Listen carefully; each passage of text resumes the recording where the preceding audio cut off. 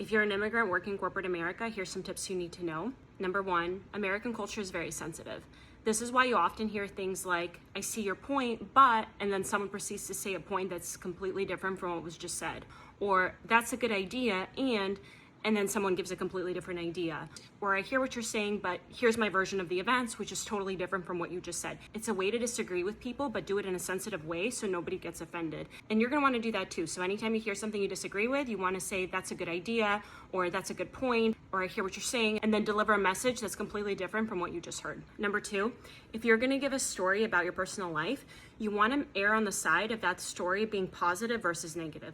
So for example, if you're describing your vacation to somebody, you wanna talk about how much fun you had swimming with the dolphins versus how expensive the whole dolphin experience was. Or let's say you just got back from Europe, you wanna talk to people about how great the city was versus how your wallet got stolen. You just wanna err on the side of being the person that shares positive stories because you don't wanna make a reputation for yourself that you're a negative person that's always unhappy. It's a way to create a positive perception about yourself. So if you're gonna give stories, try to make them positive. Don't try to focus on the negative things.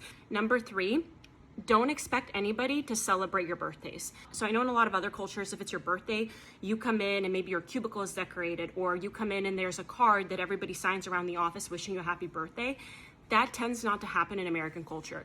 The best you're gonna get is maybe your name on the TV screen in the break room that says happy birthday with your name on it. But other than that, you're not really gonna get that much of a celebration. And it's not because people don't like you, it's just not really customary to make a big deal out of those events in corporate America. Unless of course you work in like a small office where everyone's really close, or you have a really great culture where that happens. Other than that, birthdays are just not really celebrated here. Number four, in corporate America, every company is afraid to be sued for everything. This is one of the reasons why it's so hard to fire someone. This is also why if the company does intend to fire you, they'll likely put you on a performance improvement plan so they can document in writing everything you do and don't do prior to potentially firing you. This is another reason why you also want to document everything about your own performance so that it's harder for a company to potentially get rid of you. And number five, don't expect your coworkers to invite you to life events.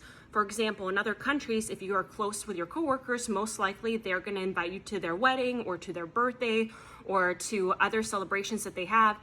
That's not always going to happen in American culture. And again, this doesn't come from them not liking you. It's just because there's a really strong separation between work life and personal life.